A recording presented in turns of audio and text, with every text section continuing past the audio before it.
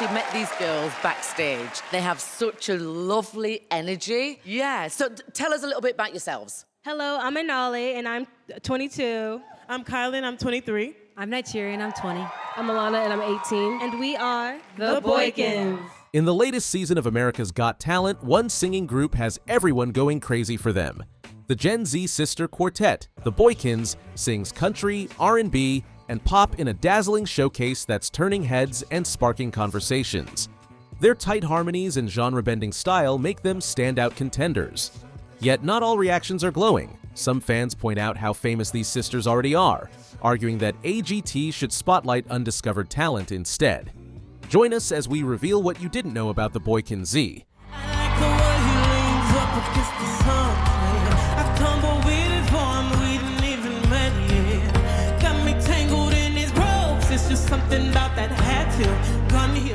The BoykinZ, sisters Kylan, Anale, Naitere, and Alona, were raised in Snellville, Georgia, in a home steeped in music and the performing arts. Their parents, both creatives, recognized the girls' talents early on and even closed their own arts-focused business to focus on developing the quartet. From around 2012, the sisters began performing together, building their skills through local shows, church services, and community events. They grew up on a rich mix of genres: gospel, Broadway, country, R&B, and pop, with influences ranging from Shania Twain and the Jackson 5 to TLC. All four sisters attended Georgia Cyber Academy, an online school that gave them the flexibility to balance academics with their growing music careers. The school has publicly celebrated the girls' achievements, framing their journey as an example of how determination and family support can make big dreams possible. This diverse soundscape shaped their country and fusion style. Their early performances were grassroots and varied. They sang the national anthem at Miami Heat games, entertained at senior centers, performed at rodeos, and led worship services. Each sister developed her own strengths. Kylan led choreography, Anale handled styling, Naitere played guitar and wrote poetry, and Alona brought high soprano tones. By their teens, they had nearly a decade of stage experience, a strong foundation that would later serve them on social media.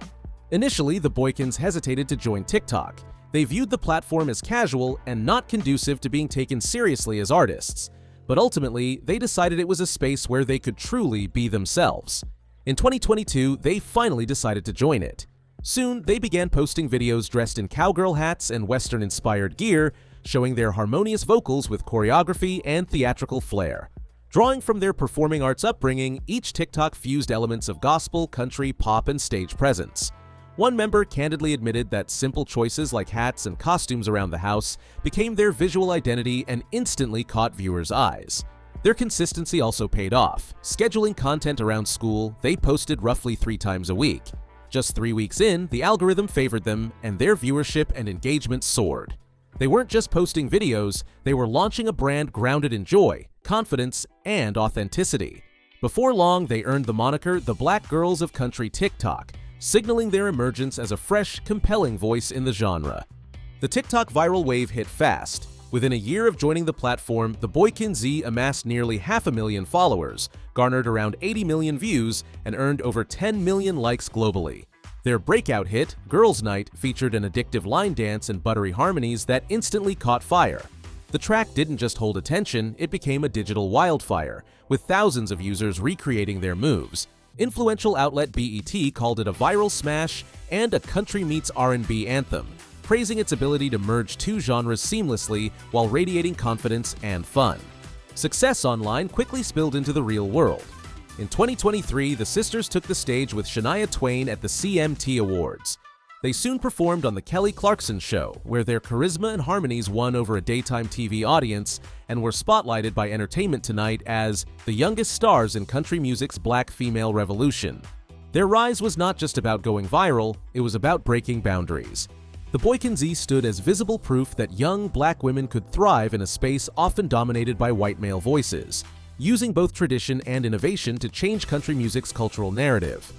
In November 2024, Quality Control Music, an Atlanta-based label renowned for hip-hop heavyweights like Migos, Lil Baby, and City Girls, made a bold move by signing the BoykinZ, marking QC's first venture into country music. QC's co-founders Pierre P. Thomas and Kevin Coach K. Lee praised the sisters as a once-in-a-generation act, talking about their extraordinary talent, star quality, and familial harmony. Following the signing, the BoykinZ released their single Fell in Love with a Cowboy, co-produced by hitmaker Nathan Chapman, known for his work with Taylor Swift. The track transformed over time from its initial incarnation as a breakup song into an upbeat, confident anthem celebrating Southern hospitality and romance. Interestingly, Fell in Love with a Cowboy didn't start as the song we hear today. The sisters have revealed that it began as a breakup song. Over time, as they collaborated and refined the lyrics, the track transformed into a celebration of love, charm, and Southern hospitality. It became a lighthearted yet powerful anthem about the allure of a cowboy figure. While many fans are celebrating the BoykinZ's golden buzzer moment, there's a noticeable wave of voices raising concerns. On social media, some viewers argue that the quartet's existing profile, complete with TikTok fame, professional music releases, and high-profile TV appearances, gives them an unfair advantage over lesser-known contestants. The sentiment is that America's Got Talent should be a springboard for undiscovered talent, not a platform for artists who already have industry connections and a loyal following. Critics point out that the BoykinZ have shared stages with major stars, garnered millions of online views, and even received coverage from mainstream outlets before their AGT audition aired. To these viewers, it feels like the group entered the competition with a head start, making the golden buzzer seem less like a discovery and more like an endorsement of an already rising act. However, others counter this argument, noting that AGT has a long history of featuring semi-established performers and that talent should be judged on merit, not on how well known the act is beforehand. The BoykinZ made their America's Got Talent debut during Season 20. For their audition, they performed an original song titled Fell in Love with a Cowboy. This wasn't just any debut, it was a strategic showcase of their artistry. From the moment they stepped on stage, it was clear they had come prepared. Their coordinated Western chic outfits, synchronized choreography, and confident banter set the tone. As soon as they began singing, the audience erupted. Their voices blended in tight harmony, each sister adding her own vocal personality while maintaining a unified sound. The judges were visibly impressed. Simon Cowell described the performance as almost a perfect audition and predicted stardom in their future. Howie Mandel praised their ability to blend country music with rhythm and harmony in a way that felt fresh. Sofia Vergara applauded their energy and style, while Mel B, someone the BoykinZ had idolized growing up, told them they had blown this out of the water. The audience began chanting for the golden buzzer, and host Terry Crews delivered, sending them directly to the live shows. The confetti fell, the sisters embraced, and millions watching at home were introduced to a new name in country music.